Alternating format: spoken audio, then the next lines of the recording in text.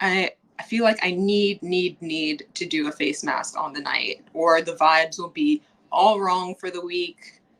It's my at-home spa time. Like, my spirit won't sit right if I don't do a mask, and my skin knows it. I'm gonna break out. I don't know how I'm in my 30s and I'm still having this issue, but gotta do a mask. And usually I'll kind of like switch it up judging by what my skin needs. This mask by Fifth Dimension, which I'm not sure, but I think it's a brand that's exclusive to Verishop, is an herbal rose clay mask. So this is exactly what I would use if my skin is like overly oily, or it's like that time of the month and I need to soothe my skin, or just like any time that I'm having like any like little inflammations. It's a really antioxidant rich mask, and it's not going to be over drying. I know like a lot of clay masks pull out a lot of moisture, and like they pull out just a lot of the bad stuff, but a lot of the good stuff. Maybe I'm wrong, or maybe I'm using it wrong. But this is going to deep clean your pores and like restore the pH balance in your skin. So this is really, really nice. It's going to pull out like all of the impurities, all of the inflammation. It's going to reduce like redness after you use it.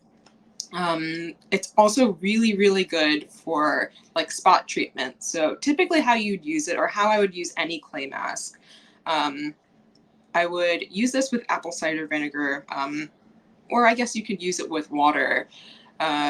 This mask in particular actually is in clay powder form, so you will need to mix it.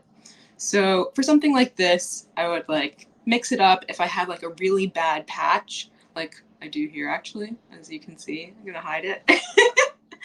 I would mix it up and then leave it on for like 15 minutes, sometimes 20 minutes. You don't want to leave it out too long, because that's when it's really drawing out like kind of everything in your skin. And you do need the good stuff in your skin. So I'd leave it on spot treatment, but typically it's just really nice for me on a Sunday night when I'm just relaxing and kind of like, it's like a little ritual, and I get into my zone. I'll do a mask, and then leave it on for about 15, 20 minutes, as I said. And then you wash it off, and then you do whatever your skincare routine is, whether it's like, just put on moisturizer afterwards, if you want to put on like a toner, just like listen to your skin. But this one is a really good mask. I would definitely recommend it. It has a lot of ingredients that are going to help calm your skin, and I think that everyone can use something calming for your skin, no matter what skin type you have. So this has rose, which I think it has, which is good for like regenerative properties, like, and like skin cell turnover. It's really, really nice for that. And controlling oil production. Like, so I don't know if you guys remember when we were talking about the rose water the other week, which was pretty popular. So it kind of does the same thing as that. Like, rose is very, very good and calming for your skin. And it has rosehip, which has a lot of vitamin C. It supports collagen. It's really just beneficial for the overall health of your skin. So there's a lot of great stuff that's working in to make your skin calm and bright and beautiful for the next day. So that's typically like what I would do, just to kind of like soothe me in and, get ready for the next day. So let's see some questions. I want to use something like this today after the week I've had. Oh, Jace, I hear you. This would actually be really, really good for your skin. I think that if you have a stressful week also, or if you have any sort of stress, this is like the perfect mask, because it's all about calming, and that's what I think you need, Jace. I think you need to calm down. It was kind of a crazy week, so I don't know.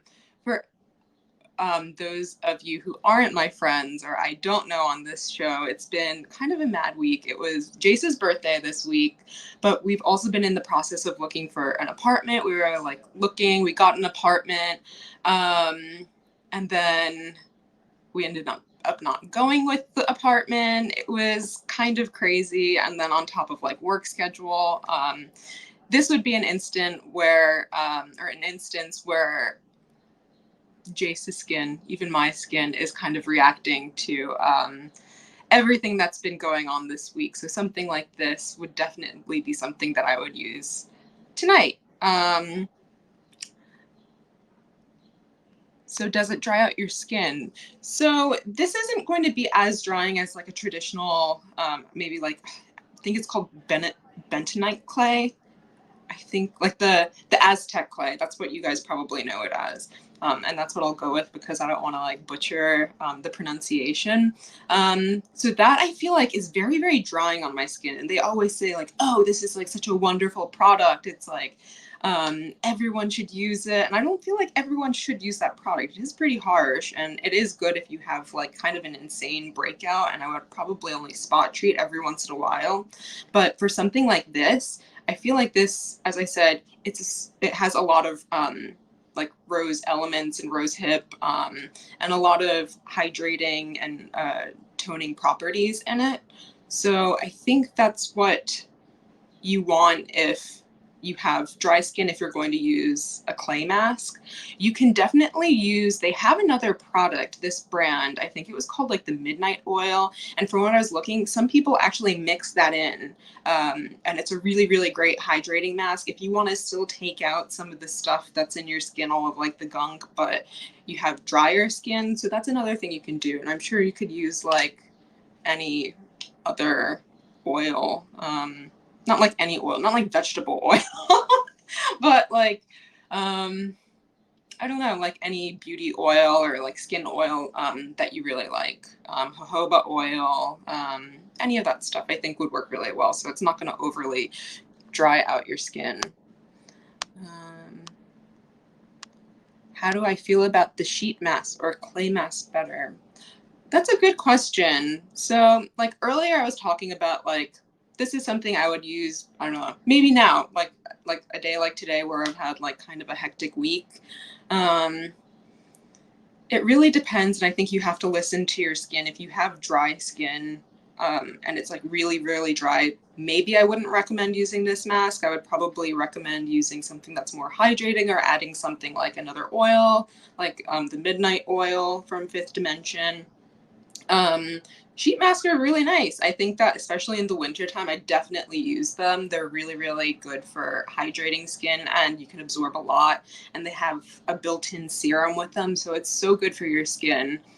They're not so great for the environment though. That's like the only thing that I don't feel like, I'm a little, not like 100% sold on them. But if I get them, I totally use them. So I think that for your skin, they're they're not the worst thing. But you have to listen to what your skin and like your skin needs. So gonna go through. Oh my gosh, I almost X'd out. Oh, that'd be so sad. Any other questions about this product or like just in general, like, is this something that you would do? Like, do you guys do like a self-care Sunday? I think that's the saying. Do you guys do stuff like that? Like, what are you doing? Because I could use all the tips into like easing into a new week. I definitely have gotten a little bit better by like having this routine and like building a routine around myself. Or my day and starting out the new week, kind of knowing what to expect versus when I was younger. I mean, like my mom would always say like, oh, don't forget to like lay out your clothes for the week. And I'm like, I'm not going to do that. But I think that's like everyone has their routines that help them. And I think that it's all about building a routine and just something that can get you in the mindset for the new week. Because there's a lot to be accomplished in the new week, and got to kind of face it head on. Okay. So, oh yeah, I'm curious if anyone else has tips too. Like, you guys give each other tips. Like I'm not the authority.